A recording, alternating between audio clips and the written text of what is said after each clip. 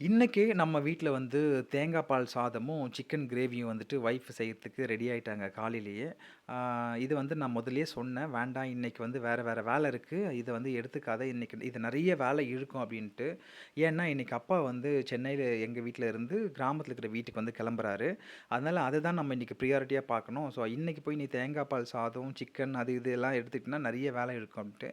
ஆனா பிடிவாதமா ஒய்ஃப் வந்து இல்ல, இல்ல நான் கண்டிப்பா இன்னைக்கு தேங்காய் பால் சாதம் செய்வேன். அப்படின்னு அடம் பிடிச்சு இன்னைக்கு செஞ்சுட்டுருக்காங்க. அதுக்கு ஒரு காரணம் இருக்கு. நான் இந்த வீடியோல கடைசியில சொல்றேன். அப்பா கிளம்புறாரு அதுக்காக தேங்காய் சாதம் செஞ்சு தரேன்னு இல்ல. இது வேற ஒரு ரீசனுக்காக இன்னைக்கு வந்து இவங்க தேங்காய் பால் எடுத்து தேங்காய் சாதம் செய்றாங்க. இத நான் உங்களுக்கு கடைசியில சொல்றேன்.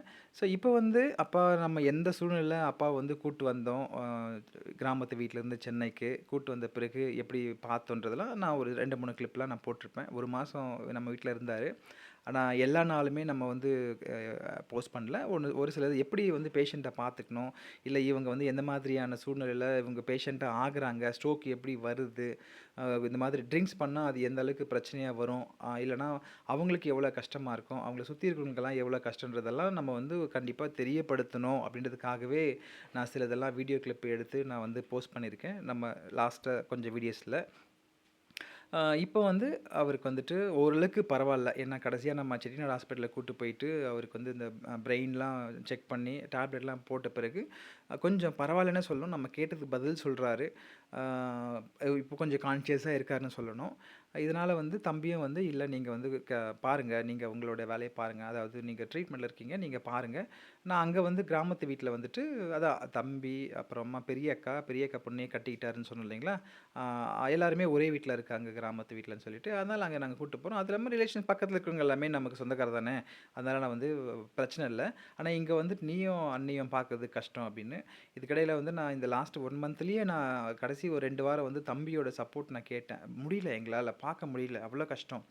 ஏன்னா, காலையில எந்திரிச்சு அவரு வந்து நம்ம வந்துட்டு அவருக்கு எந்திரிச்சு எந்திரிச்சு போய் நம்ம பார்த்தோம்னாலுமே யூரின் போயிட்டுருப்பாரு ஏற்கனவே. அப்போ அதெல்லாம் கிளீன் பண்றதுக்கு, அதுக்கப்புறமா அவர் வந்து கூட்டு வந்து உட்கார வச்சு, அவருக்கு வந்து அந்த இது சித்தால வாங்கிட்டு வந்த அந்த ஆயில்லாம் தேய்ச்சு, அதுக்கப்புறம் அத சுடுதண்ணீல வச்சு குளிக்க வச்சு, ட்ரெஸ் சேஞ்ச் பண்ணி, அவருக்கு பிரேக்ஃபாஸ்ட் ரெடி பண்ணி, இதெல்லாம் நமக்கு வந்து ஃபர்ஸ்ட்டு வேலையா இருக்கும். எந்த வேலையுமே செய்ய முடியாது.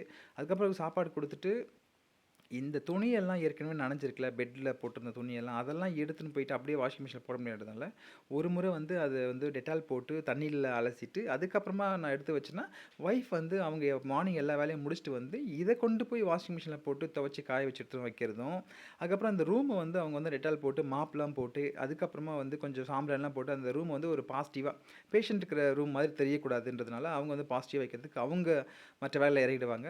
திருப்பி மத்தியானம் இதே மாதிரி ஃபுட்டு குடுக்குறது, அவருக்கு வந்து டயப்பர் சேஞ்ச் பண்றது இப்படியே இருக்கும். ஈவினிங் ஆனா நான் வந்துட்டு அவருக்கு வந்து ஃபிசியோ பண்றது, கை கால்லாம் இழுத்து விடுறது, அதுக்கப்புறமா சாப்பாடு குடுக்குறது, திருப்பி டயப்பர் இப்படியே நமக்கு ரொட்டீனா இருக்கும். வேற எந்த வேலையுமே நம்ம செய்ய முடியாது. இதுக்கிடையில நான் என்னோட ஆஃபீஸ் வேலைலாம் கொஞ்சம் அடி வாங்குச்சு.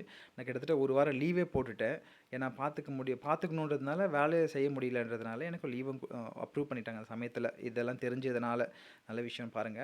அதுக்கப்புறமா இவ்ளோ பிரச்சனை இருக்கு. நீ இதனால இத வந்து நீ கன்டின்யூ பண்ண முடியாதுண்ணா அப்படின்னு சொல்லிட்டு தம்பியும் வந்து, இல்ல நான் கூட்டு போறேன்ட்டு. ஏன்னா நீ வந்து நாமளும் சொல்லியிருந்தோம். என்ன சூழ்நிலைன்னா, அன்னைக்கு வந்து அக்கா வந்து 6 மாசமா, 7 மாசமா கிராமத்து வீட்ல வச்சு பார்க்குறாங்கன்னா, அவங்களுக்கும் ஓவர் ஸ்ட்ரெஸ். ஒரு பெட் ரெஸ்ட் பேஷண்ட்ட பார்க்கறதுன்றது சாதாரண விஷயம் இல்ல. அவங்களுக்கும் அது ரொம்ப ஸ்ட்ரெஸ் ஆயிடுச்சு. அதுக்கு மேல வந்து மன உளைச்சல் அதிகமாகும்.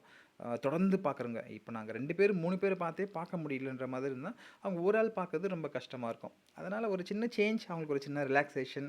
அப்போ கொஞ்சம் அட்லீஸ்ட் ஒரு 1 மாசமாவது கொஞ்சம் நிம்மதியா இருப்பாங்க. இந்த இந்த ரொட்டீன் வேலையிலிருந்து விடுபட்டு, அப்படின்னு சொல்லி கூட்டு வந்தோம் சென்னைக்கு. அதே மாதிரி அதுக்கிடையிலயே நான் வந்து அப்பா ஹாஸ்பிட்டல்லாம் கூட்டு போயிட்டு செக் பண்ணது எல்லாமே பார்த்தேன். என்னுடைய சார்பா. அது அது இல்லாம அப்பாவ இந்த 1 மாசம் நல்லா பார்த்துக்கிட்டேங்க. உண்மையா சொல்லணும்னா, எனக்கு ரொம்ப திருப்தி பர்சனலா.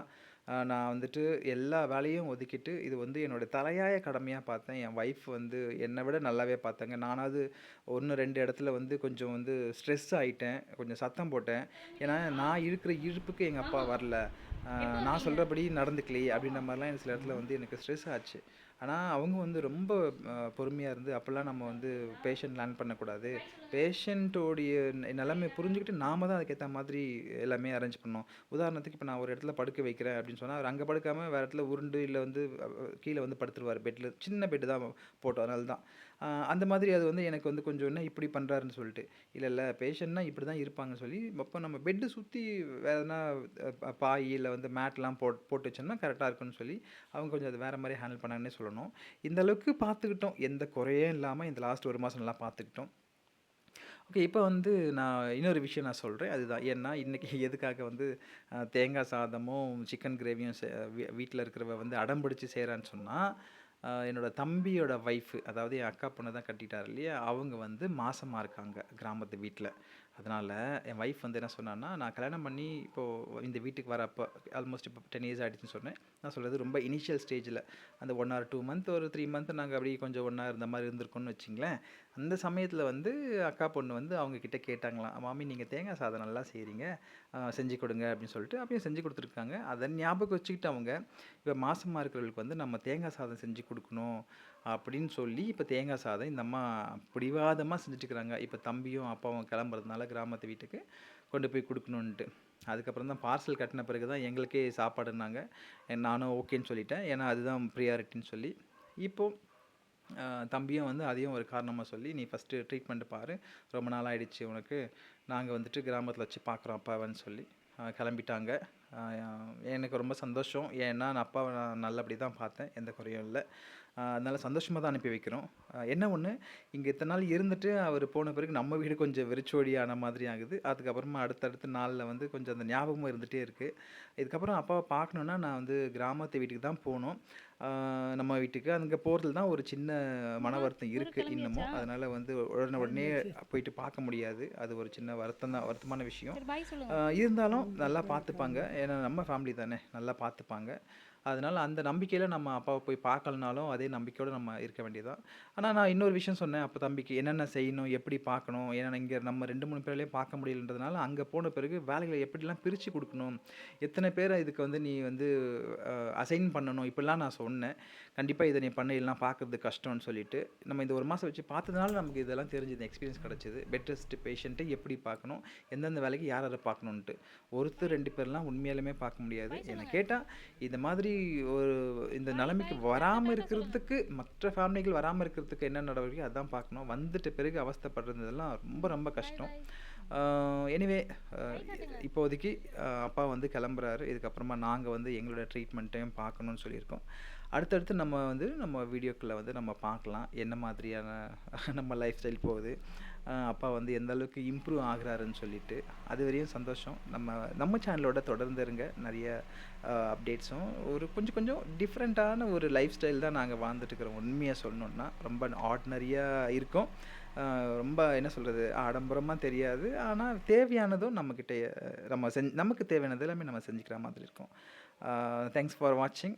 Keep support us. எங்களோட எப்பவுமே நீங்க வந்து தொடர்ந்து கனெக்டிவா இருக்கணுன்றது என்னோட அன்பான வேண்டுகோள். நன்றி.